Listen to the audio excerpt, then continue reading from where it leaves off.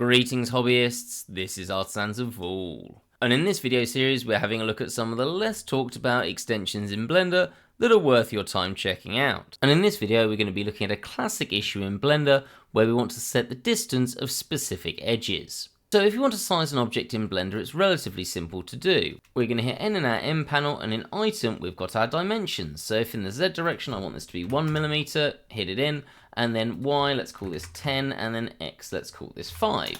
So we've made our 3D rectangle a cuboid. We've made a cuboid. There we go, brain not working. And importantly, always remember to Control and A and apply the scale.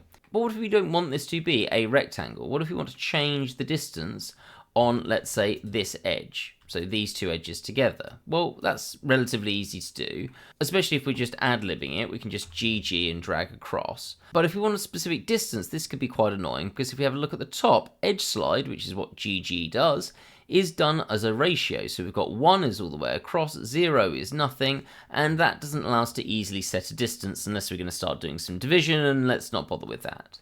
So what we're going to do is just G and then hit the axis we want, which is X, and then drag across.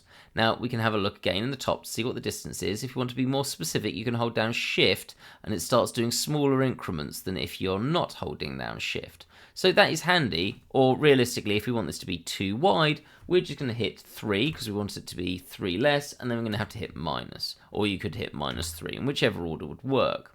So that's fine. The other option is that you can GG all the way across, and then G, and then X, and then go along too.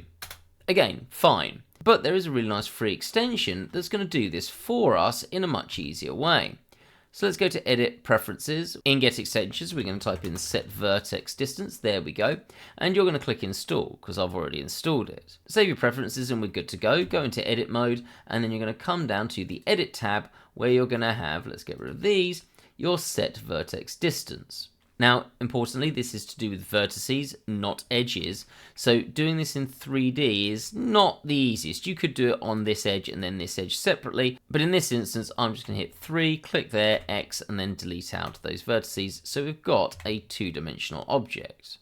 And then what we do is we click the vertex that we want to reference to, and then shift-click on the vertex that we want to be moving.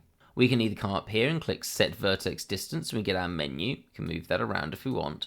Or you can hold Control, Shift, Alt and D. Yeah, that one's a bit much. But anyway, it's there if you want it, or you can come into the Edit menu. And what we do is we set our direction. So we've got our X, and it tells us nicely that this X distance is currently 5. So let's just bring that up again. So that's just there. And we can do the same for the Y and the Z, but in those instances it's 0. So if we want to move the X, we can change our target distance, and we can say we want this to be 2, click OK, and it changes it to 2. Beautiful. Now the other thing we can do, which is handy, is if we wanted these in relation to each other, say we'd measure something, we wanted it to be in a bit here, we could do this on this edge, or we could say, well, relative to this vertex, we want it to go this way in the Y direction. So again, Shift, Alt, and D. This is going to be on the Y direction, which has currently got a distance set of 0. And we want this to move 2, well, in the positive. So it's actually already there. Let's say that we want it to move 3, and then we're going to click OK, and now it's 3 that way. Or what we could do if we wanted to is Control, Alt, and D, and say, no, in our Y distance, we don't want this to be 3, want this to be -3, let's say, and click OK, and now it's 3 that way.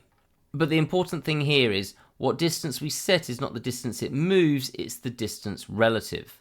Now we do also have, let's Control, Shift, and D, this All button, and if we come to All, our current distance is 5.38, so let's say if we wanted to change that down to 4 and click OK, it's going to move it in the direction that this line, this edge, is already in. And that's really important, because if I wanted to do this in any other way, if you remember when we click here in GG, it's done as a proportion, annoying. I can't G and then X or G and then Y.